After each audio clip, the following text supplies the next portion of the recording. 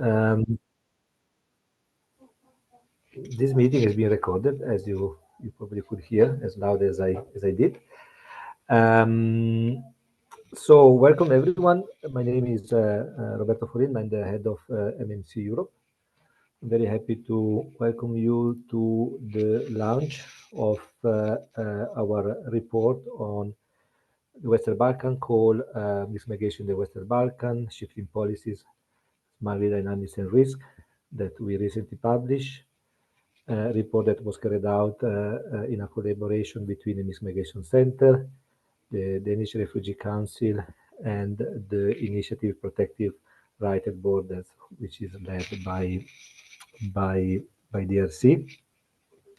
So I'm just going to say a few words as a way of introduction before giving the floor to my colleague Julia Liskov, who is going to be, no, sorry, giving the floor to my colleague Selena from DRC to say a few words about PRAB initiative, and then from there to Julia for the presentation of research finding, and we then have a panel discussion with three panelists, Marco, Anna, and Selena, who are going to introduce a bit later. So, just a few words to put into the context. As you know, there's been a sort of peak of movement through the Western Balkans toward Western Europe in 22 and beginning of 23. In response, there's been an increase in um, um, sort of effort in the region uh, to the support of the European Union in sort of countering illegal movement by the means of increased control at the border, um, and also by virtue of increased effort in the area of anti-smuggling. Uh, and we did cover this in a report that we published in June last year in 23, which you might have seen. As a result of this effort, uh, or let's say that in coincidence with this effort, we have been seeing a reduction of movement across the region. At the same time, we do know that movement continues. So we decided to carry out a study to understand the link between this reduction in movement and the effort that has been put into the reduction of irregular movement and into the area of anti-smuggling, and which consequences this has had on two things, particularly on the smuggling business or the smuggling networks and the smuggling dynamics, but also, and that's where the link with the PRAB is particularly relevant, on the risk that people on the move are facing while moving within and across the region. We can summarize this into the three research questions you might have seen if you had a look at the agenda. How have mixed migration dynamic evolved in light of tighter regional migration management effort in the Western Balkans? How have increased and better coordinated anti-smuggling effort influenced smuggling dynamics? And the last, how has this stricter border enforcement affected refugee asylum seekers and migrants who continue to travel along this route? So with this, I'll hand over to Selena to say a few words about PRAB before uh, reminding you some housekeeping rule and giving the floor to Julia to start with the presentation. Selena, over to you. Thank you very much, Roberto, for the floor and introduction to this webinar. We are indeed happy to host all of you today for the virtual launch of this report that is very important for both MMC and the Danish Refugee Council as one of the organizations joining the PRAB initiative. I will just give a brief overview of what PRAB initiative has been for the past 4 years. The initiative has been created in 2021 and since then has gathered a number of protection and legal aid organizations across not only Western Balkans, but also Italy, Hungary, and since 2022, also covering the Eastern European border, Poland and Lithuania, and the border with Belarus. We have been since 2021 focusing on human rights compliance at the EU's external and internal borders, as we had witnessed that pushbacks are happening even within the EU borders. Benefiting from well-established presence of all the organizations composed into what is now PRAB Initiative. And there I include ISG, from which we have Anna today joining the webinar with us, Giaconia Valdese as well, as two organizations present in Italy together with DRC Italy, then Greek Refugee Council in Greece, Human Constanza International in Belarus and Lithuania, Mila, our partner organization in Macedonia, Sienus Group, our partner organization in Lithuania. Then we have Association for Legal Intervention in Poland and Diversity Development Group as well in Lithuania. All these organizations, together with DRC, have tried to cover, to the extent possible, knowing the limitations at the borders, different external and internal borders of EU, and with their presence, try to document and collect testimonies of well-established and systemic rights violations at the borders, trigger and support legal action based on the cases identified, as well as highlight accountability issues through public and private advocacy action. With the capacity and all the work done, we have been working very closely all together to make sure that this information that we share and evidence collected are represented through different products that PRAB Initiative has been launching in the previous years, including periodical reports, policy briefs, and opinion pieces. And just to end this initial intervention, to highlight the scale of the issues and the fact that in the past, since PRAB Initiative has been formed, to almost the end of 2024, we have collected the reports, evidence, and documented around 47,000 pushbacks. So this is just the introduction, but I'm looking forward to our participants' interventions and hopefully to the questions from our participants. Thank you. Thanks, Elena. So before starting, just a few housekeeping rules. So please do use the chat box to share reflection throughout the presentation. I think we are looking positively at a conversation also in the chat between participants and then also with us. We are going to try to answer potentially also questions that we receive or contribute to discussion in the chat box. I'm messing things, so I'll stop improvising and just read the housekeeping rules. Please submit any question via the question and answer box that you see below in the list on your screen. We will address as many as we can during the conversation, but we will also possibly keep track of some of those and then ask this question to the panelists if it is more suitable or relevant to do so. And on top of that, if you would like to speak during the question and answer session, you can raise your hand, and then we will open the microphone and camera so that you can ask your question. I see already hands coming up.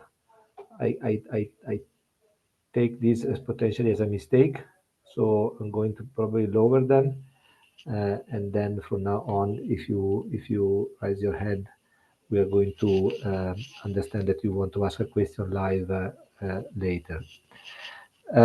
Try to participate as much as you can, engage. The objective will be to have a a bit of a conversation discussion today, as opposed to a long list of presentation. Please do feel free to engage as much as you want and can.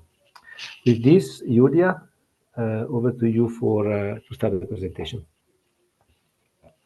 Thank you, Roberto, and thank you also, Selena, for kicking us off for this event. And thank you to everyone who took time to join us today. I'm Julia Litzko. I work as a research officer at the Mixed Migration Center in Europe, and today I'll be sharing some key findings from our research. I'll try to keep it quite brief, but I hope it really encourages you to go read the publication in full after. It's available on our Mixed Migration Center website, but it's also available on the DRC website under the PRAB project section. And the link should have been dropped in the chat already if you want to have a look. So very quickly about the Western Balkans, so we all know what we're talking about. We have a bit of a visual. Here you can see the key focus countries of the study, which are in orange, and the EU Schengen area in yellow. Although, of course, Bulgaria and Romania, they only partially joined Schengen in March 2024, and there are controls for now remaining at the land borders. Although the Hungarian presidency now, they continue to drive European integration forward, and I believe there's a decision expected in mid-December to lift also internal land border checks with Bulgaria and Romania, starting in 2025, starting in January 2025. So with key countries like Serbia and Bosnia, so countries like Serbia and Bosnia sort of serve as a gateway to the Schengen zone. And so the Western Balkans remain really a key strategic region for the EU and for migration, making those countries focal points for EU border security efforts. Migration to the region especially increased quite sharply during 2015 and has fluctuated since then, with rising numbers again post-COVID-19, and especially 2022 saw quite a big peak in detections of irregular entry to the EU from the Western Balkans, the biggest one since 2015, and that prompted even a stronger focus again on securitization, deterrence, accompanied by pushbacks, rights violations, and restricted movement, which created significant challenges for people on the move. And then, as a retro, or skipped 1 too far.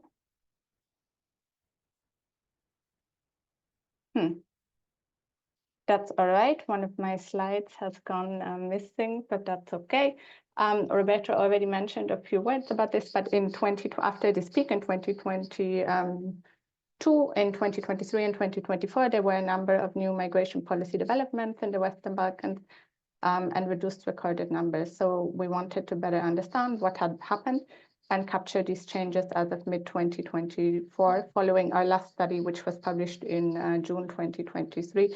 So in short, the study focuses on, in this environment of harder and increased securitization of borders and increased anti-smuggling efforts, where does this leave people traveling irregularly through the region?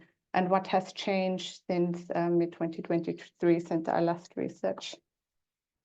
I just want to check something on the slides because I don't understand why some of these have shifted. That's all right. I will just work with what I have.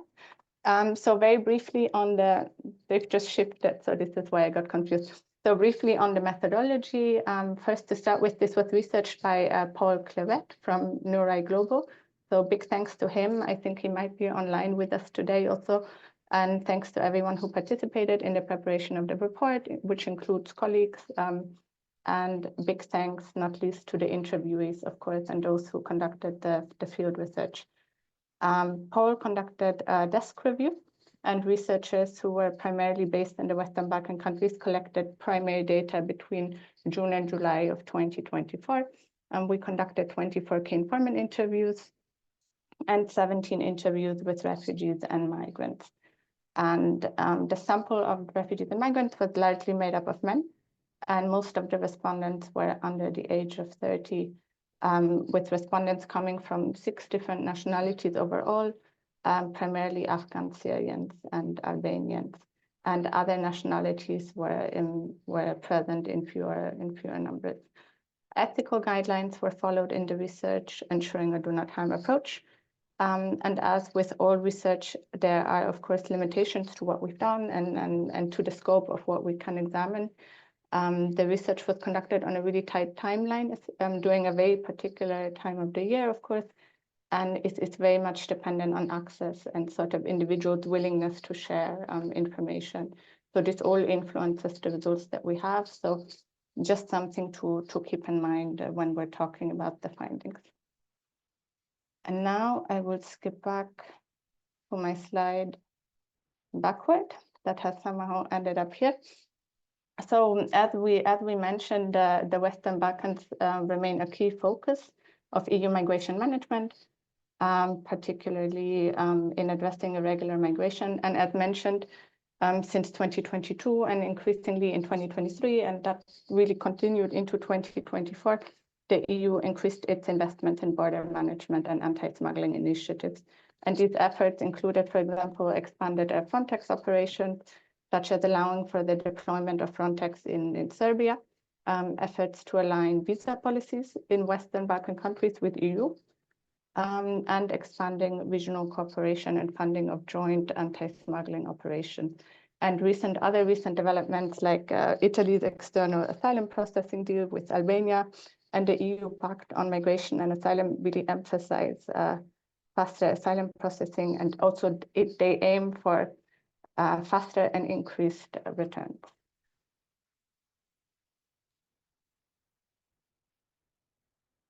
Here we go.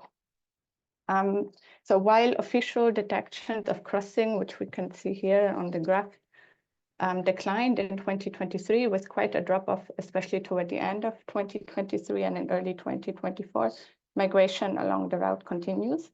But here it's also important to sort of note the limitations of the data on the numbers of refugees and migrants who move through the Western Balkans, because irregular detections represent attempts, not individuals, which mean that a single person can also be counted multiple times due to repeated attempts to cross borders. And the estimates that are available, the sort of official estimates, they also only represent refugees and migrants who have encountered officials, and they don't include the ones who remain undetected.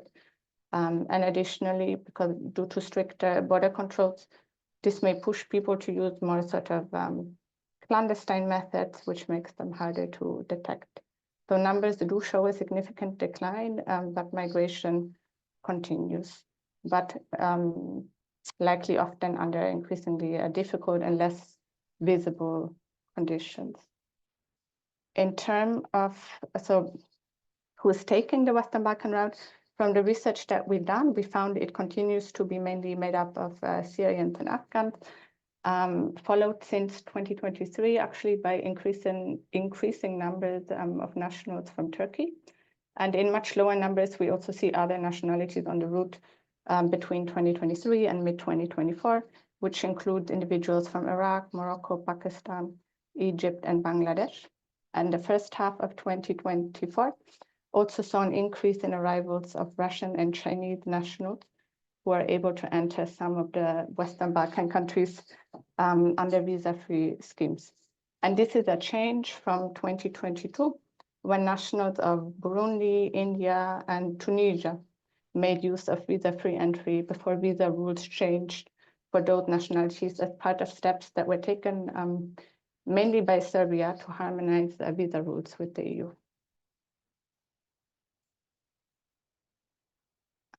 Migration along the Western Balkan route continues to be driven by a combination of political crises, insecurity, and economic challenges in countries of origin. And as we already observed in our previous study, quite a number seem to be taking onward movements from an initial country of refuge.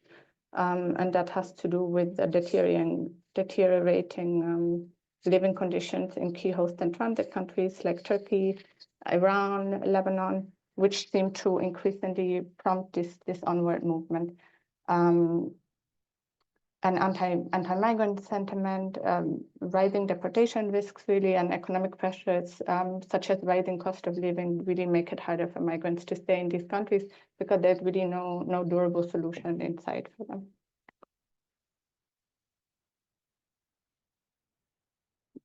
Migration routes through the Western Balkans keep changing as migrants and smugglers adapt to stricter border controls and police actions. And even though there are many efforts to sort of close these routes, they remain active and paths tend to shift over time. Many migrants reportedly now more often enter Serbia through Bulgaria instead of Greece, because Greece's borders are quite heavily guarded and fortified, and pushbacks are very common. And some see Bulgaria as an easier route, as reportedly more authorities are involved or turn a blind eye to smuggling. However, the Bulgarian route, of course, isn't easy to cross either, and violent pushbacks are reported there as well. And the people we spoke to for this research, they agreed that refugees and migrants predominantly now enter Serbia through the southern borders with North Macedonia and Bulgaria. And from these points, the most common routes lead towards Hungary or Croatia. However, the biggest shift that is observed is that more people are now traveling through Bosnia and Herzegovina to Croatia instead of crossing from Serbia into Hungary, because people see perceive that the Bosnia-Croatia border is easier to cross compared to the very, very heavily policed Serbia-Hungary route. And this shift is due to the stricter enforcement in Serbia. There's been an increased police presence near Hungary, and authorities have also relocated migrants to camps, especially starting at the end of 2023. Also to camps in the south of the country. And Croatian border police are perceived by some as sort of minimally less aggressive than before, and in some cases also more willing to turn a blind eye to smuggling activities. So Bosnia has always been an alternative route, but is now being used much more frequently. We see that smugglers are constantly adapting to stricter enforcement. They're seemingly becoming more covert and also more professional in their methods. They now reportedly rely increasingly on social media platforms and encrypted apps to advertise, communicate, and organize their services. And some reported that smugglers continue to increasingly distance themselves from direct contact with migrants using intermediaries. When we now look at some of the risks on the route, the conditions on the journey continue to present their own dangers, especially as smugglers use more hidden and risky routes to evade law enforcement, often traveling at night. Refugees and migrants walk long distances without food, water, or shelter. Violence, robbery, and kidnapping are all risks that they face. And this is, of course, all severely impacting people's mental health, their physical health, and also their mental health. Further, people, yes? Just to give you a heads up, 5 minutes. Okay, that will work out perfect. So refugees and migrants who travel along the Western Balkan route also continue to face violent pushbacks and detention at the hand of state authority, and this has reportedly intensified in 2024 due to growing EU pressure also for stricter migration controls, and the use of pushback as a sort of de facto tool of border management continues. Increased securitization has really resulted in increased dependence of people who move through the region on smugglers, which I mentioned briefly before, but it's a trend that we started to observe in the last study. And in 2024, independent crossings have become nearly impossible, forcing people to depend more on smugglers, but despite the risks that are involved. And the big change is that in 2023, in our last study, there was little reporting of violence of smugglers towards their clients. And now key informants and migrants report that smuggling networks are more dangerous and exploitative, and violence from smugglers that was once really rare has increased with incidents of physical abuse, robbery, extortion, particularly in Serbia and Bosnia. Migrants face rising fees during the journeys, threats if they can't pay. And so this increased enforcement has not only made the journeys more expensive, but especially it has heightened the risks for the people who attempt the journeys. And while smugglers sort of adapt to the stricter controls, migrants really bear the brunt of these harsher conditions. And then lastly, since I know I'm running out of time, like two more quick points. The trend that we saw in 2023 with securitization increasing and sort of humanitarian responses in the region decreasing continued in 2024. The EU has very heavily focused on strengthening border management, anti-smuggling operations in the Western Balkans, but the efforts to really protect the rights and address the needs of migrants and refugees has really lagged behind. And humanitarian assistance in the region remains limited. Funding and key informants also noted that funding has decreased.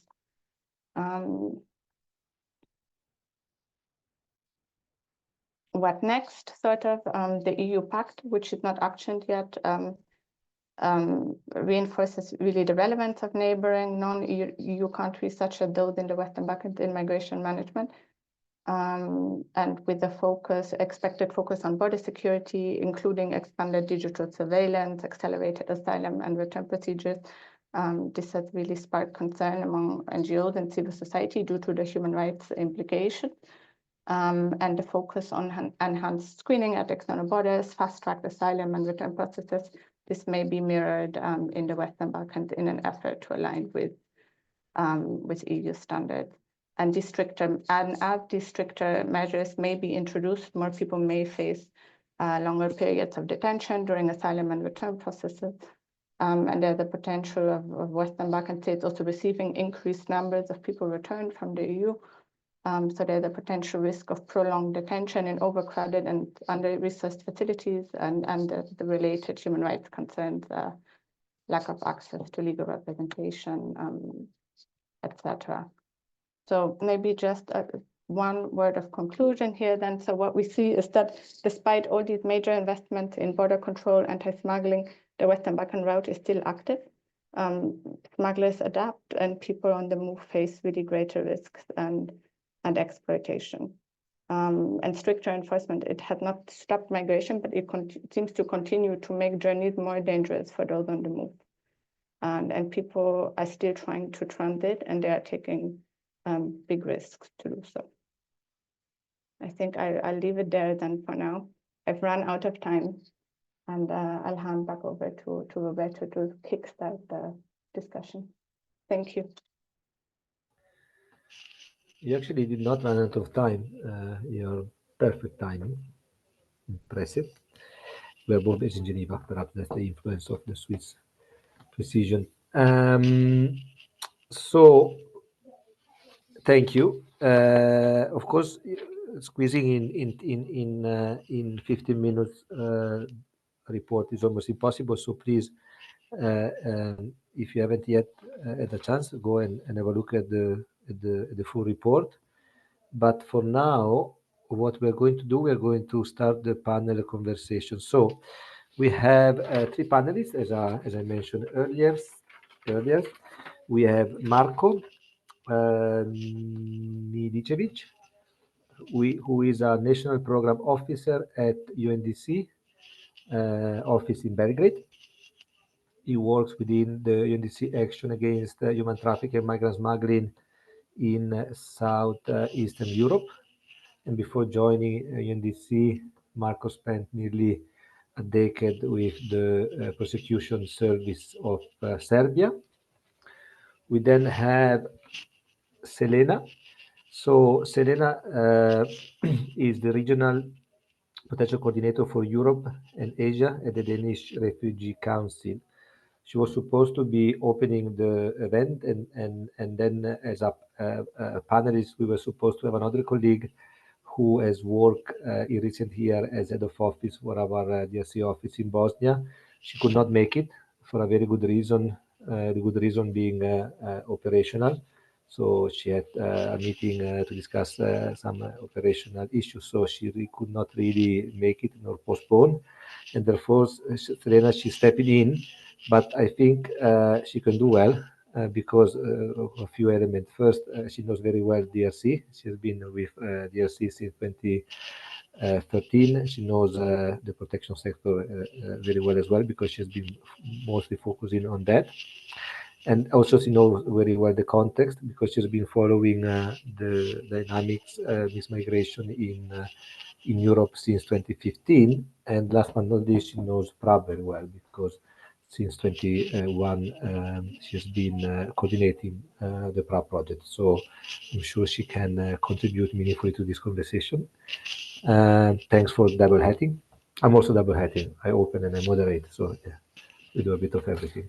And then we have, last but not least, Anna Brambilla, who is a lawyer and ASG member.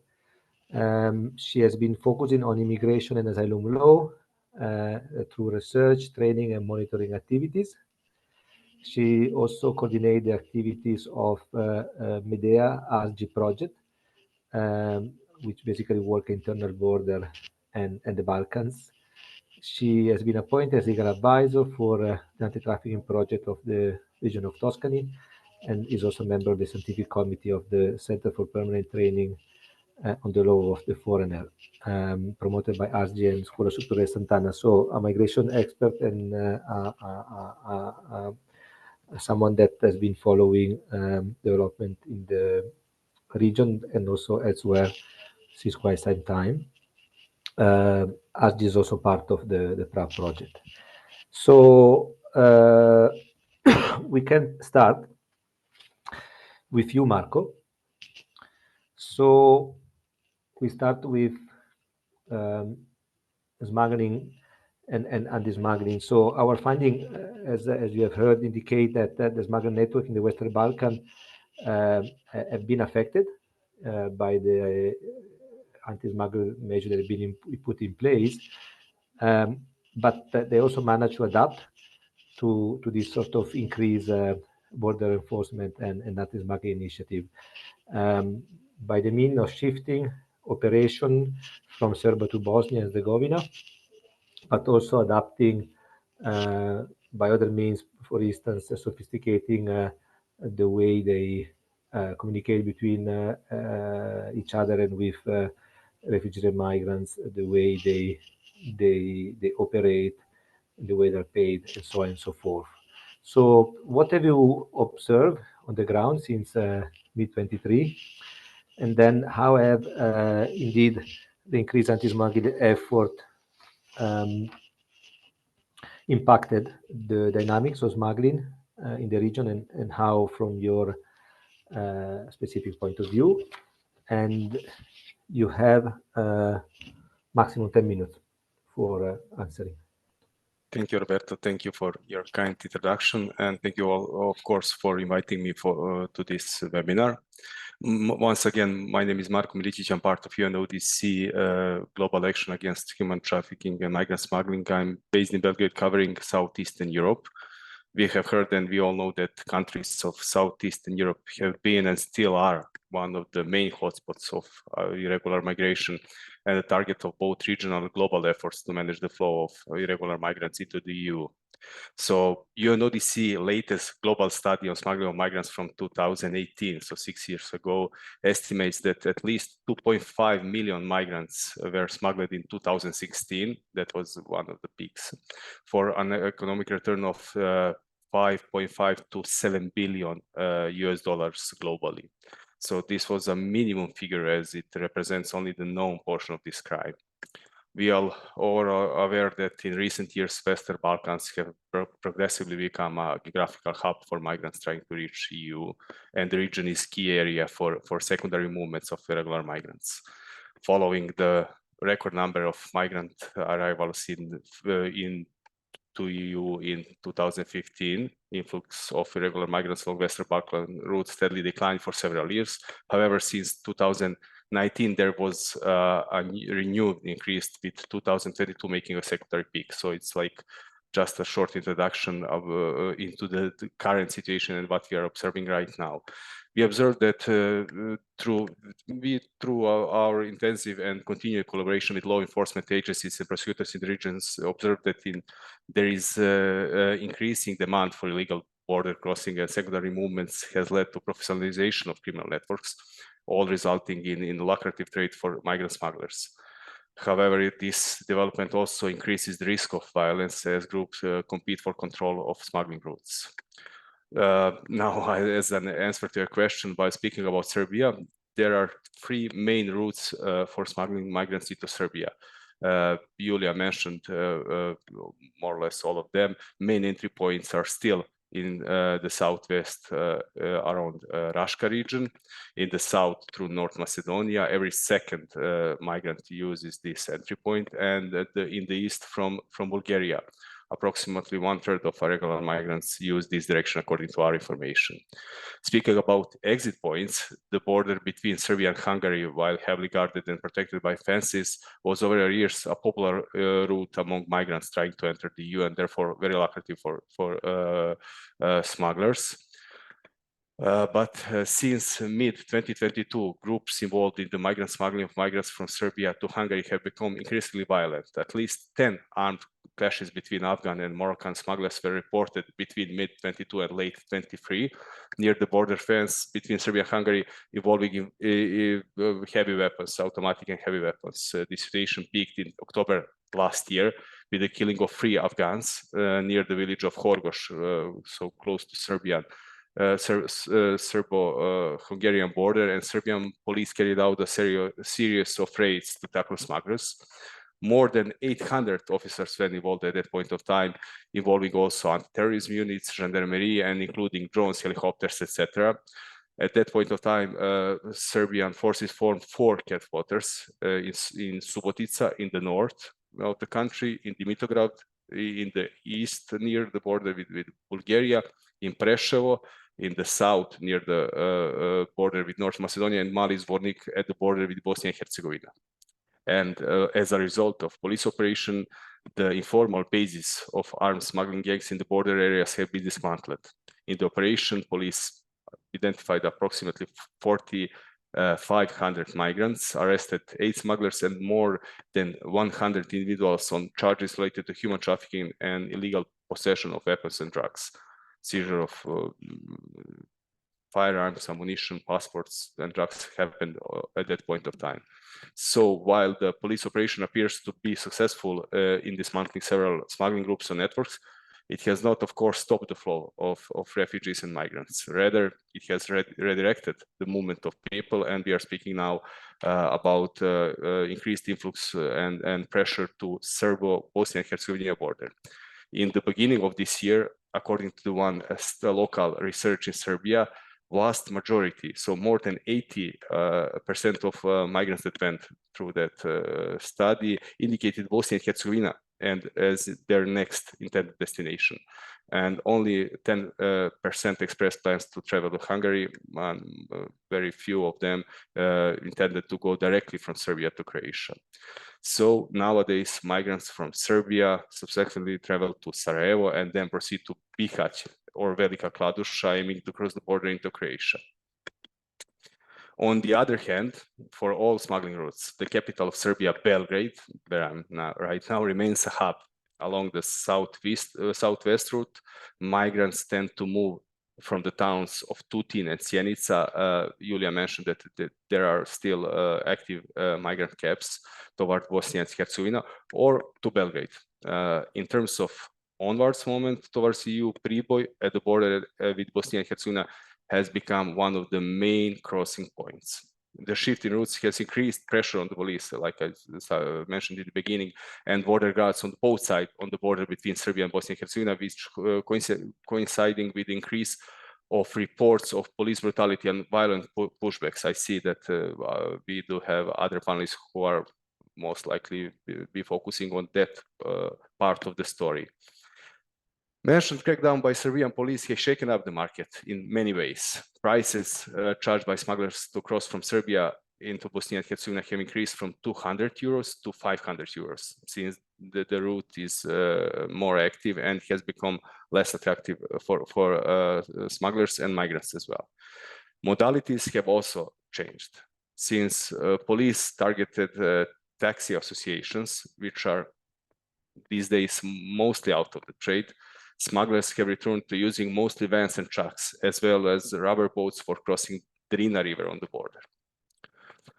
To get back on the broader picture, all this resulted in that migrants tend to stay for shorter periods of time in any country and territory along the route, including Bosnia and Herzegovina and Serbia, making everything increasingly difficult for governments and other relevant stakeholders in terms of time directing of suppressing migrant smuggling and providing identifying and providing appropriate services timely to migrants. With temporary reception sites often functioning as away stations, smugglers and traffickers are key players in organizing the transit through the region and invading street border controls, like Julian and your research mentioned as well. Another characteristic of migrant smuggling networks nowadays is increasing use of information and communication technologies. Again, something that Julia and research mentioned, including encrypted communication tools as an instrument for their criminal activities. Social platforms and media have become important channels to advertise and transmit information about routes, services, fees, movement in any kind of, in any sense, and they are sharing pictures and videos of documents, tickets. You cannot imagine what's happening now online. Technology is also misused by criminal networks to facilitate the copy, production, and trade of fraudulent identity and travel documents, and also to do counterintelligence operations on law enforcement activities, making this phenomenon to be called nowadays as digital smuggling. On the other hand, in many countries and territories within the region, including Serbia and Bosnia and Herzegovina, there is an integrated approach to combat smuggling of migrants trafficking persons, which involves establishing specially dedicated task forces, gathering different law enforcement agents and specialists, and being led by prosecutors. However, they are not equipped in any terms well, and also they are prioritize law enforcement measures against irregular migration, ignoring specific elements of the smuggling crime and their obligations towards the people that are affected by this crime. To make everything more complex, anti-trafficking procedures are not always integrated in the existing reception asylum procedures for new arrivals, but trafficking persons are topic for at least new 10 minutes in my addressing today. I would like to conclude that this leads us to the need for enhanced regional cooperation, since shutting down the market in one country or one part of the country simply displaces it to another, and nothing more and nothing else happens. The situation requires closer coordination and solidarity between Western Balkan countries and EU neighbors, such as Austria, Bulgaria, Croatia, Hungary, Greece, Romania, while ensuring the safety of migrants and upholding of their human rights. Of course, I would like to finish with this.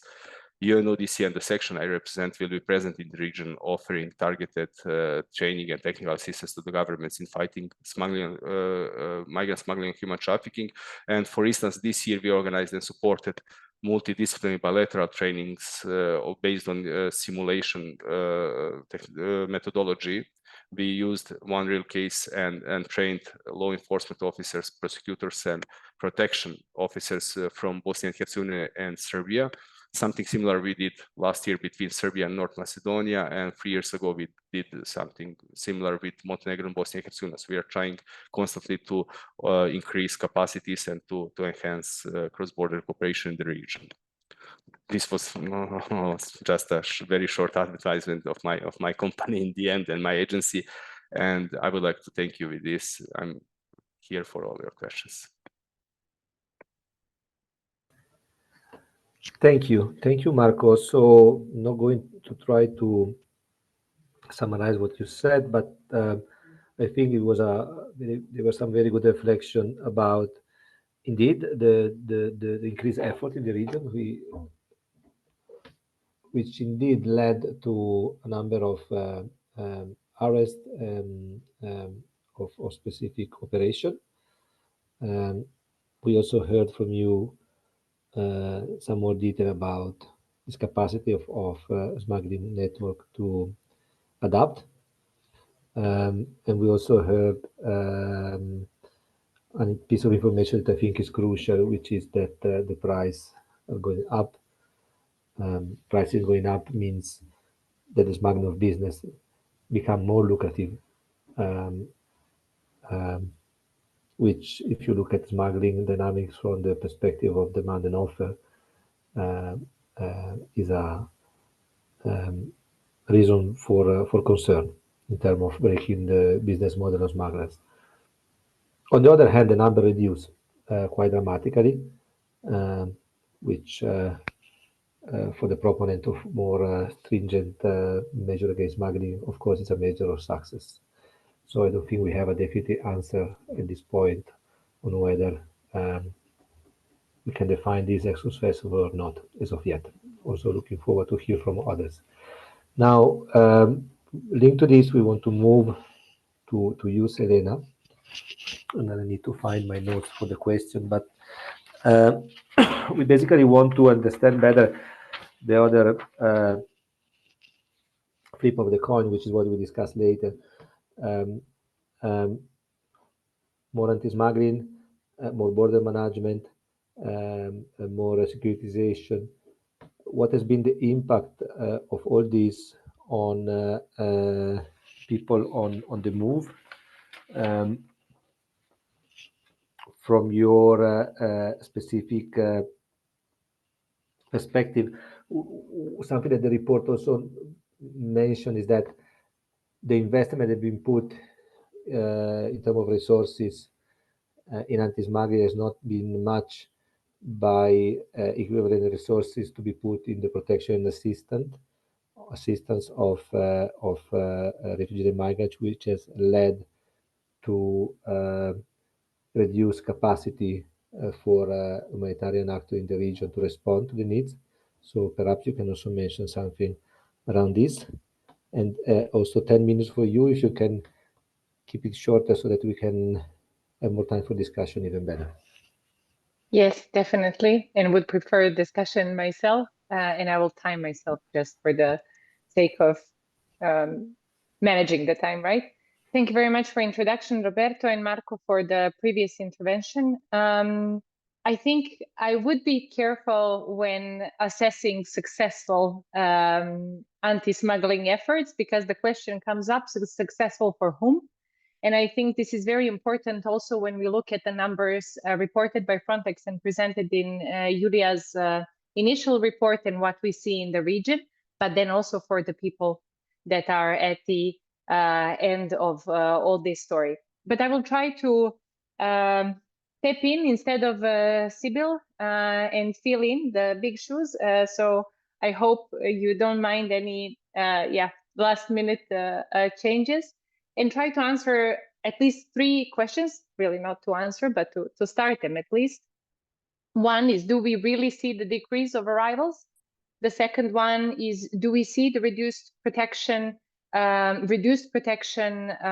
issues in the region and improved environment? And do we see lesser needs and improved conditions of the stay of asylum seekers and migrants in the region? And I could make it all easy to say no or not necessarily, but we'll try to argument it with a few points coming from the recent reports and the work that has been done by not only DRC, but also other organizations in the region. Just a quick note on DRC, we have been present in Bosnia and Herzegovina, because I will be mostly focusing on Bosnia and Herzegovina since 2018, and are in the process of closing down the operation within this year. We have been mostly focusing since 2018 to nowadays on addressing protection risks and needs of asylum seekers and migrants in the country, and also improving access to health, mental health, and psychosocial support needs and services of this population. Throughout the year, DRC has been downsizing its response within the overall aim of the humanitarian response to shift more the responsibility and transition the service provision towards the duty bearers, which we, of course, as INGO support very strongly. However, there is a question that I tried to ask at the beginning, and do we see that there are no more humanitarian needs? And this is definitely not the case. So even though DRC is downsizing its activities and, you know, fully giving the trust to duty bearers and the local respondents to deal with these issues, we see throughout that the humanitarian needs are still high. And these needs are not followed by the adequate funding response, not nearly the one that we saw several years ago. On the other hand, we do see the increase of funding, let's say investment into combating smuggling, but also facilitating returns and readmission. And these investments, while they do carry a burden of, you know, that they're very big, we don't see, or we see only limited impact of these. And I will try to look very briefly at the trends, because we saw already that the trends of arrivals to EU have maybe decreased, but it's interesting that we don't see exactly same numbers with arrivals to Bosnia and Herzegovina. So what has been reported by the authorities in the country is that in 2023, we had significantly higher number of recorded arrivals than 2021 and 2022. And 2024 has not been as high as the previous year, but has been falling. So still higher than the 2 years ago. So indeed, the question of whether these efforts, you know, stop smuggling networks and routes, or whether they just stop arrivals to the European Union is another question. And another figure that I would like to look at is the number of pushbacks. DRC has been conducting protection monitoring at the borders since 2018. These activities have stopped in February 2024, to be very specific.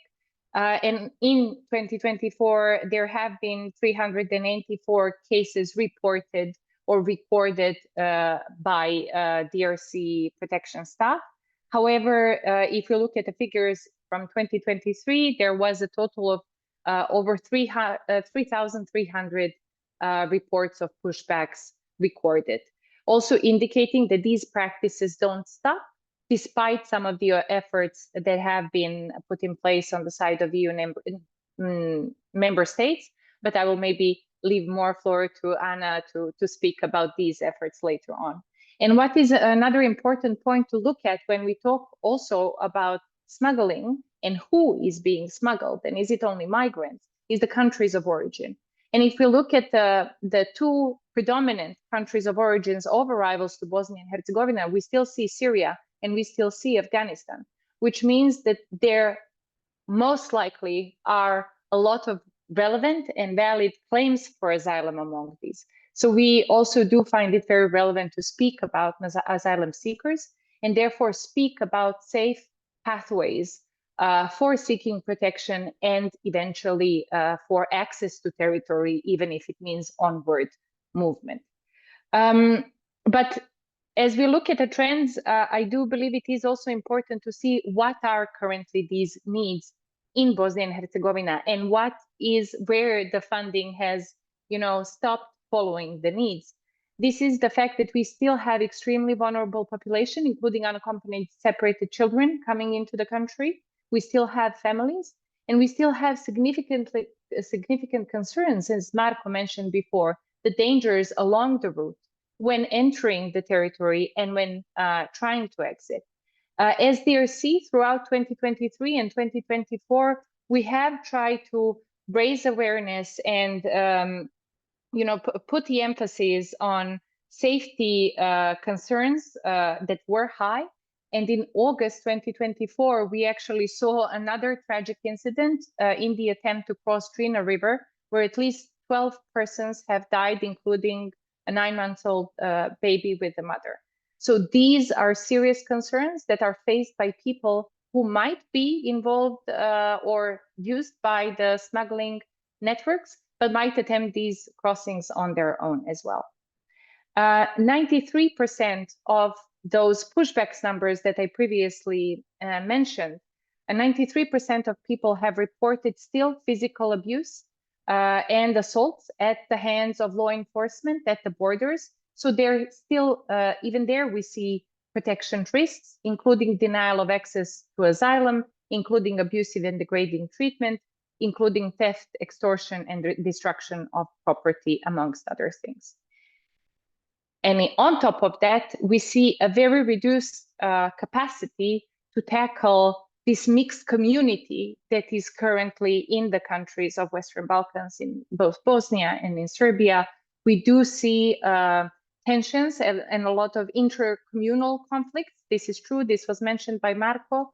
This happens with the involvement in the smuggling networks, but happens because there is not enough protection mainstreaming and not enough efforts when assisting these people, not enough of individual look into their needs. What we have been seeing is DRC also through different types of, through, let's say, different focuses of our programmings, was that it is, first of all, important to look at the capacity of the countries to respond. And we do see, and I guess Anna may at least touch upon the externalization of migration and the expectation of the European neighborhood to take the bulk of the burden in either processing asylum claims or providing assistance to those stopped along the route. But we have seen significant issues with the capacity to respond as soon as we have spikes in the arrival of numbers or those that are not able to move forward. We have seen it with the requests for health assistance, for instance, for mental health and PSS assistance, and in parallel, we have seen that the number of actors that has been providing their support to the people has been significantly reduced. On the other hand, standards in service provision are also something that is important, and to keep the attention that to maintain the standards and humane conditions for either reception or assistance of these people, we still need significant expertise and funding support provided. And of course, to ensure that the protection considerations are mainstreamed throughout the journey, but also when this assistance is being provided to the people in the countries of the region. And I will stop there. I'm sure there is much, and not I'm sure, I know there is much more to say, but I also hope that our participants in the webinar will have relevant questions. Thank you very much. Thanks. Thanks, Elena. It's like sobering reflection. So again, difficult to summarize or take stock, but so if I understand well, questioning the sort of causality link between anti-smuggling and reduction of movement, which we know can and are influenced also by other factors. On the other hand, establishing quite a clear causality link between certain measure and an increase in the risk that people are on the move are facing, the consequences. So thank you for this. And we now move to Anna. So the way I see it with you, Anna, is of course to complement what Selena has been saying as one organization that has been working at at documenting issue of violation at the border, but also to try to sort of start projecting a bit the conversation into the future. So we have been looking at the present and past in the report, but we also started somehow presenting some thought about what the future might hold, particularly in terms of the implementation of the pact. And then since when we published, there's been also more effort in other measures, like the agreement between Italy and Albania, which is a different story, right? It's not about movement across the Western Balkan, but is an example of a certain approach to migration management, broadly speaking, that might actually have an impact on the way also movement across the Western Balkan are going to be managed. So if you can touch upon all these points, trying to keep it though very specific on the region we are covering, which is the Western Balkan, as much as possible. Thank you, Anna. Yeah. Thank you, Roberto, and thank you for this invitation. And yes, I will try to focus on the present, but also have a look at the future. And I will focus on Italy, but I will look at the Balkan. Okay, I will start from some highlight key findings of your report, just to start from these, and about I will start on about to talk about harsh condition in Italy. The asylum seeker and people on the move who arrived from the Balkan route and cross the border between Italy and Slovenia meet more difficulties in accessing both asylum procedure and reception system. In Trieste, near the Slovenian border, hundreds of migrants live in very precarious conditions due to the lack of reception facilities and the delay of relocation in other parts of the country. But on the opposite side, we know that from the Balkan route, people on the move try to arrive in Italy, to cross Italy and move on and try to cross the border, other internal border, like the one between Italy and France. And also in Ventimiglia, we find the same problem for accommodation. So in a way, there is a red line between the poor condition of accommodation in the Balkan and also poor condition of accommodation in Italy, mainly for asylum seekers and people on the move who arrived from the Balkan route. In October, I think that the situation will become more serious because in October, the Italian government presented a new decree law, another one, that contains provision limiting access to reception, in particular for asylum seekers who arrive autonomously in Italy. So for who arrive after search and rescue operation, no problem, but for who arrive by land, crossing Italian-Slovenian border, will become more and more difficult to enter in accommodation system. And about another highlight of the report, that is more pushback, more violence, and more detention. Selena already talked about this, but we are really we express our concern about the new Schengen border code. We know that in June of 2024, since June 2024, we have a new Schengen border code, and there are some provisions in the Schengen border code that are quite, dangerous in a way. The first, of course, is the new procedure for internal transfer. As the lawyers, we work a lot on informal readmission between Italy and Greece and between Italy and Slovenia. We file an action against these, and we stop these. But now with this new Schengen border code, we have this new provision that provide that a third country national without a resident permit that who is stranded in the border area, internal of course, can be directly sent back to the country from which it has assumed that he or she come. And this new procedure can apply only in the context of bilateral cooperation, bilateral police cooperation. And the transfer decision could be appealed, but the appeal has not a suspensive effect. And also, this new procedure can be applied also to minors.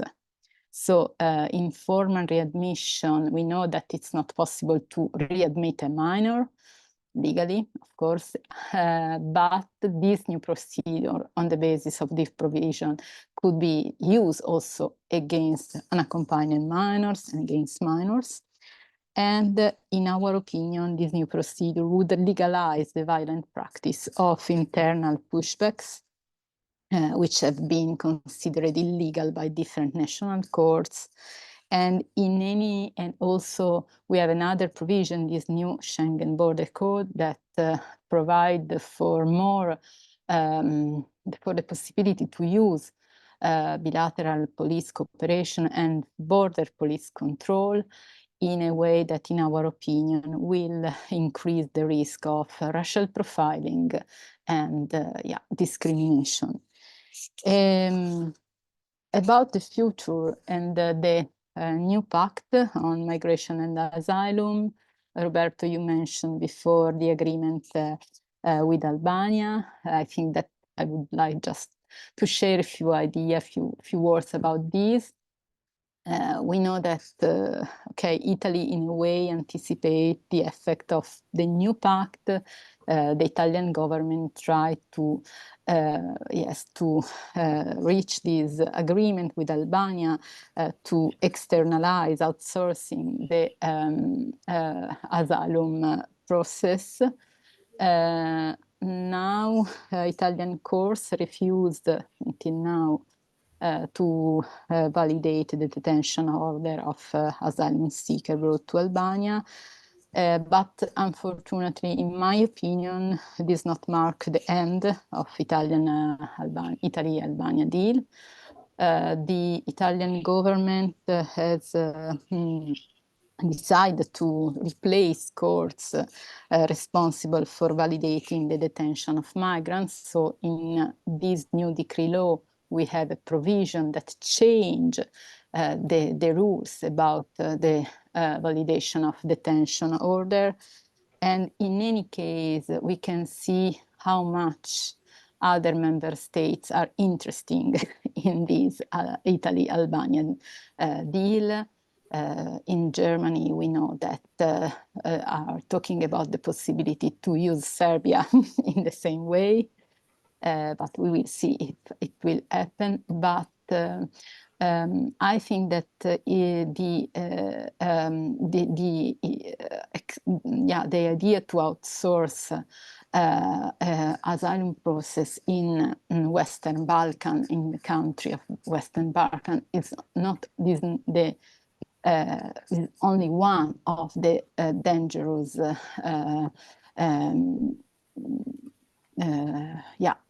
idea that comes from the EU Pact, because we know how much in the EU Pact on asylum and migration we can find a concept as a safe third country of asylum, and first country of asylum. So I think that we have this trend, try to push the external border of Europe in the West and in the South. And I think also that this type of deal, as the one between Italy and Albania, will also have an impact on the route. Because we know that Italy, the deal between Italy and Albania is applied only to people who arrive from the sea and who arrive from the safe country of origin.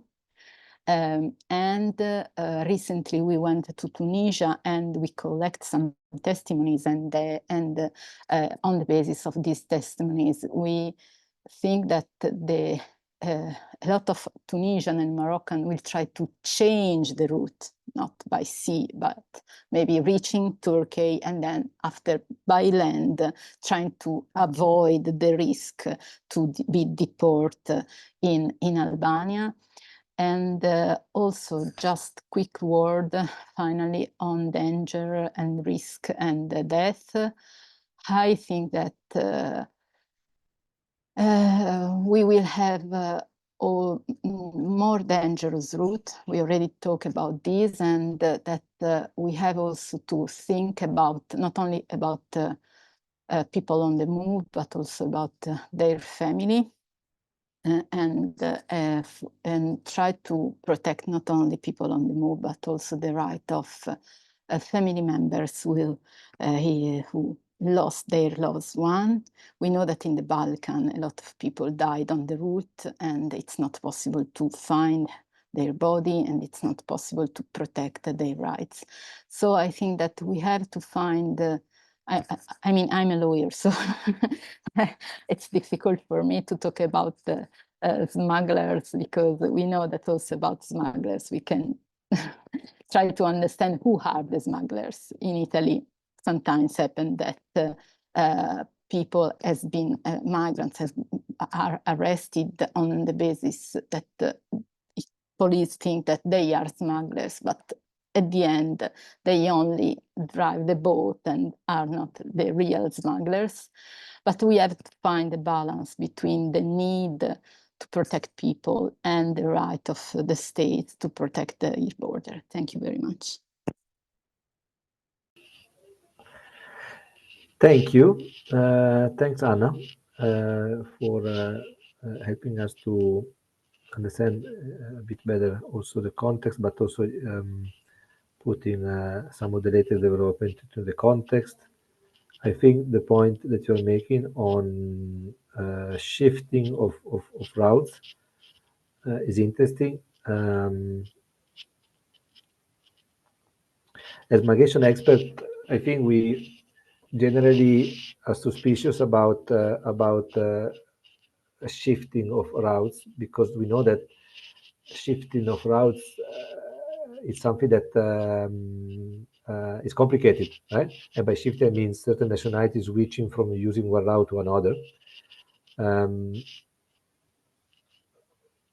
so what we have seen in the past, at least, is just nationality using a certain route decrease, and then another route became more prominent, but without necessarily seeing the same nationality shifting from one to the other.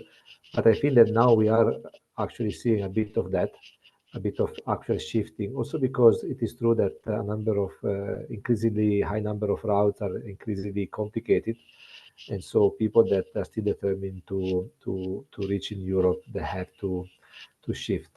So in that sense, I think that the point about making it harder for people to travel by sea might actually result in more people from the same country of origin or transit country trying to make their journey by land.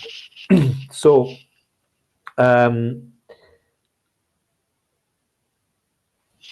try to look at the question. So there is a question from Ismail, which is on actually what you already started addressing, Anna, which is basically the agreement between Italy and Albania, a bit of views of panelists on that. And the implications. So exactly what you did, Anna. So you already answered a question without having seen it.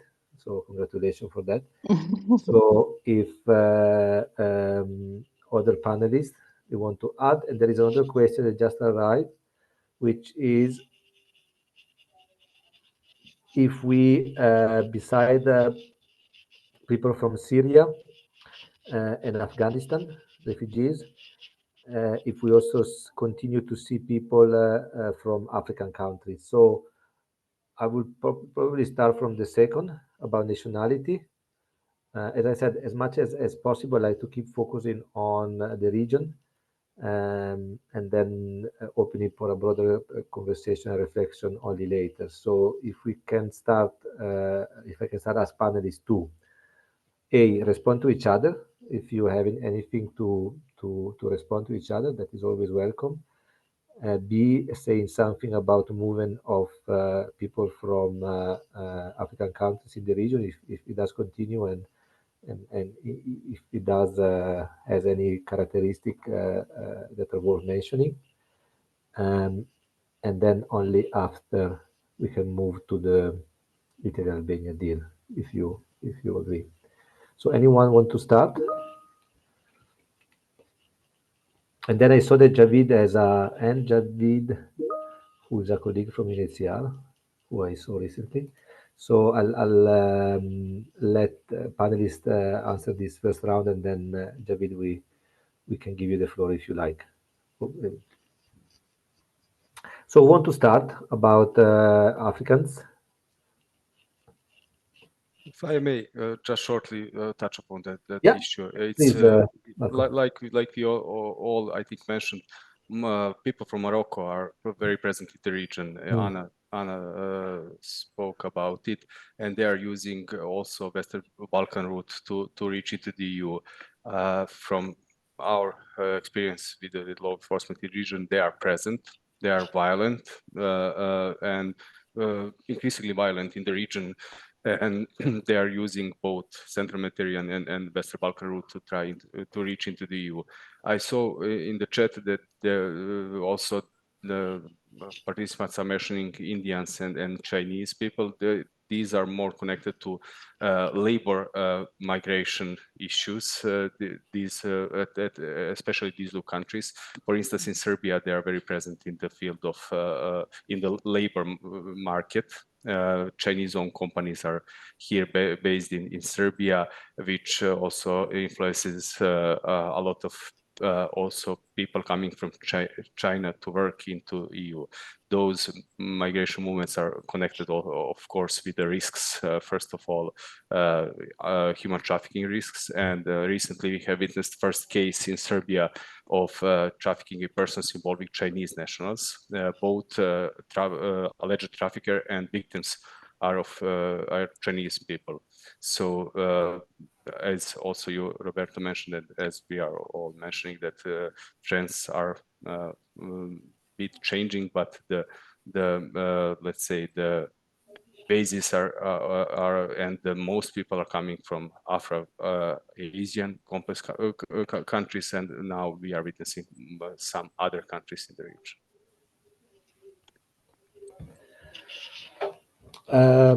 The other panelists want to add something?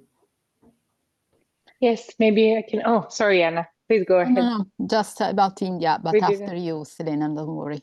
Yeah, I think I would just will not speak about how many of which nationalities, persons from which nationalities are coming in, and we definitely see arrivals in different numbers from, as I mentioned, Syria, Afghanistan, but also the rest of Asia, as well as from countries throughout Africa. But I would just like to say that the country of origin is not necessarily, it does not define necessarily the claim that people have. So the country of origin can tell us which claims are more likely to have merit when asking for asylum, but it's not defined individual case. And this is something that we keep forgetting when speaking about what we call mixed flows into the region. And they're mixed for a reason. They're mixed because we have a number of groups that may have different reasons for moving across the borders. If we speak about possible asylum seekers, and majority of these people express their interest to seek asylum, their claims should be evaluated based on the merits, based on their on their own claims. Country of origin is one of the factors that somebody else should look into when processing their claim, but not the only one, and is not the basis of assumption of the reasons or any type of assumption of what category of these people are, just because we have people coming from Morocco or we may have different groups coming from Morocco. We have people from all groups involved as well into smuggling networks. It doesn't say anything about the all the population within or from this country of origin. So I think for us also, when discussing, at least for humanitarian actors, it is extremely important to be very mindful of these nuances and be persistent in repeating those, because it's usually, you know, the easy labels that also we see shape the policies of either individual countries or even EU. And we have to be careful on how we use those when addressing their needs. Okay, if I understand well, Anna, you wanted to say but something, but just there is also another question, which I'm going to read, if you don't mind, because you might want to address this as well, Anna, which I think is very interesting. So the question is, I can read it. For migrants and refugees that find themselves in a Western Balkan country, aside from return to their country of origin or onward migration through paying smugglers, what other options or pathways are available to them at the moment, if any? Okay, yeah, just a few words about the first question, because just to we see an increasing of trafficked person through the Balkans that arrive through the Balkans, for instance, from India and also from Bangladesh. And after they are, yes, they are involved in Italy in labor or as a labor or sex worker. And about this second question, the answer is, I think that there are no legal way to enter at the moment, unfortunately, in Italy, or are really difficult. So I think that also the only way is try to reach a European country. So there are no other possibilities. And also it could be interesting, not now, but in general, also to think and to have a discussion about the idea of voluntary return to the country of origin. We work on these mainly in Africa, but I think that we can work on these also topic also in the Western Balkan, because we know that sometimes the condition in which the people have access to voluntary return are so bad and serious, and poor condition, sometimes in detention, that this way to come back is the only way to get out of a situation of detention. So I think that we have to think also about this.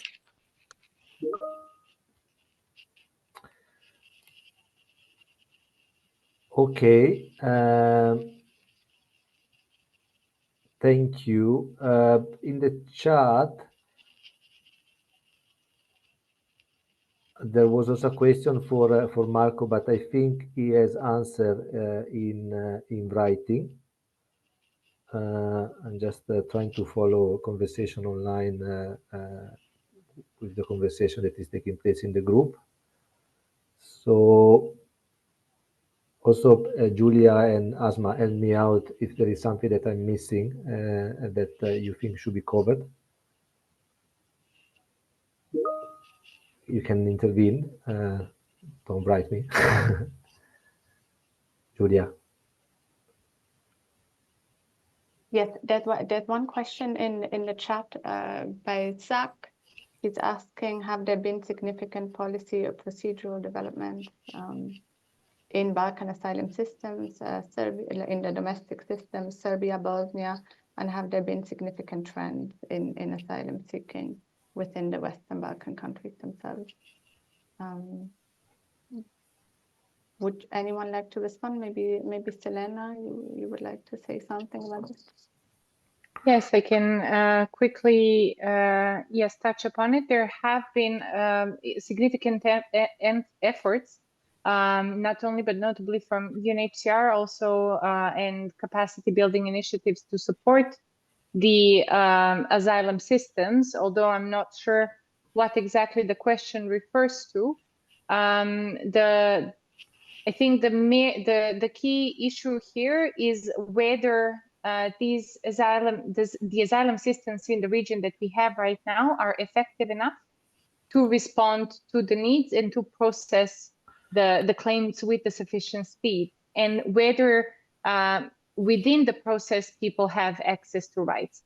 There is definitely a system in Western Balkan countries. This is not one of the issues. The issue is mainly efficiency and the capacity of the system to process and to react and to adapt itself to changing dynamics in movement. And this is why I mentioned spikes, for instance, in arrivals, etc., to deal with backlogs as well.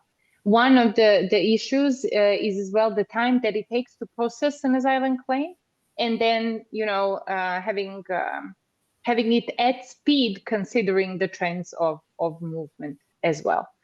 But I think I would leave it there unless there was something really clearly more specific in the question. Thank you.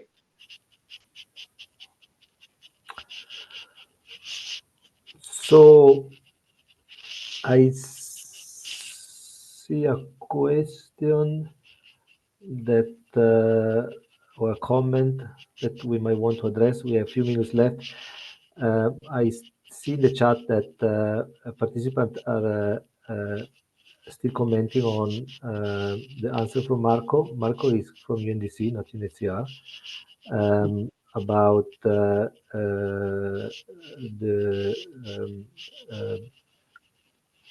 comment in the previous intervention. So I feel that Marco clarified that he was referring to a smuggling gang, not to refugees and migrants in writing. So if that is not sufficient, you can write to us, and we'll put you in touch with Marco.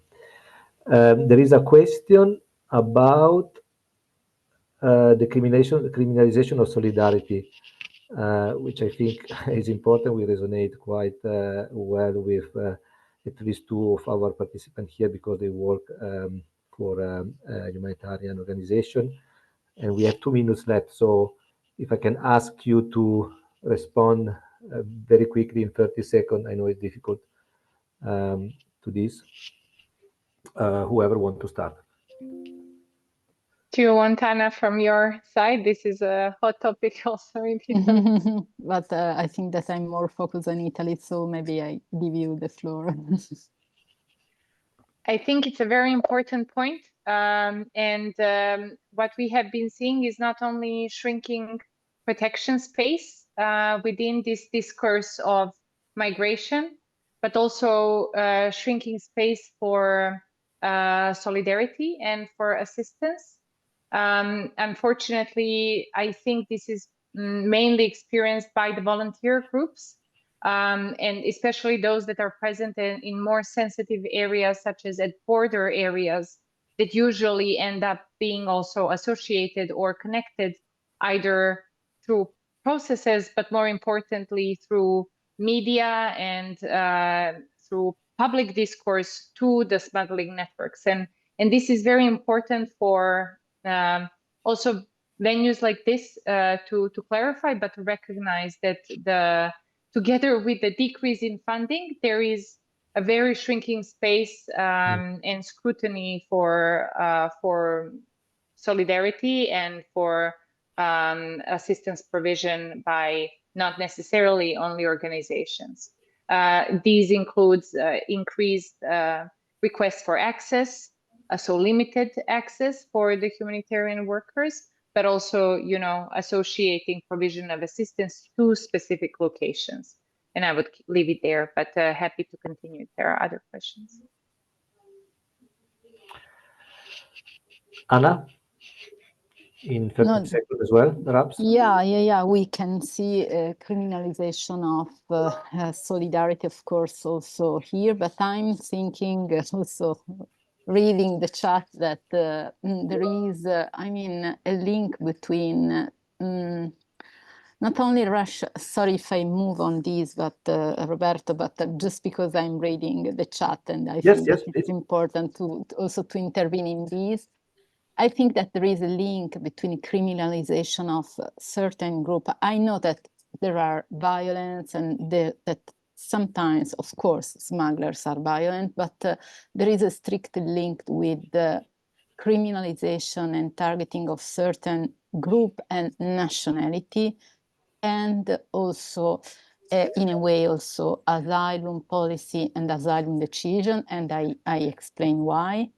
If we decide as a country that Morocco is a safe country of origin, that means that Moroccan are only or could be only in a way economic migrants, and if they have no possibility to migrate for labor or to look for a job and economic reason, they have the only way to illegal migration, to illegal migrate. And if they have only this way, they always try to cross border in an illegal way, and harsh condition, poor protection, violence, transform people.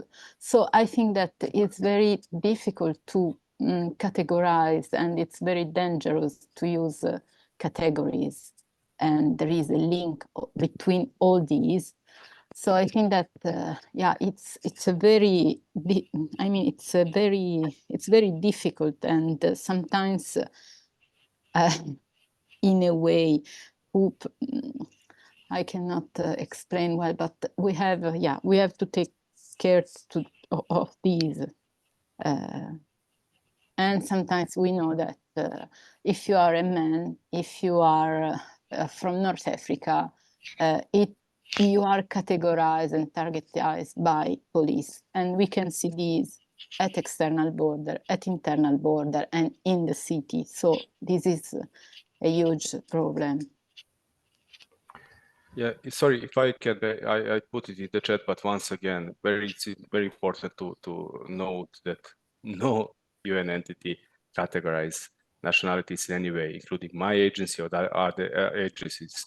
Also, the additional protocol of United Nations Convention Against Transnational Organized Crime advocates for upholding human rights for each migrant, no matter the country's no matter the country from which he or she comes. So once again, I was only referring to current situation, current trends, and the UNODC as agency also does not conduct any kind of investigation, does not collect this kind of information. So it was only as a part of the story which shows us what are current and actual trends in the region. Okay, thank you. I was in another event earlier this week. They said the conversation start and then it start bubbling up, and then generally it is when it start bubbling up that you need to close it, unfortunately, and that's exactly what has to happen now. I think it was a lively conversation. I hope that we have answer all the questions that were asked, and partially also the concern of some of the participants. If not, please write us. Thank you a lot for Julia to have presented the study and coordinated the study. Today is the last day for Julia at MMC for this interview. So thank you for all your work. Thanks for the panelists, for your insight, for your time.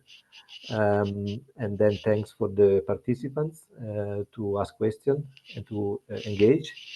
And then, as I said, please do write us if you want to continue this conversation. And for now, thank you, and I wish you a very nice rest of the day. Goodbye.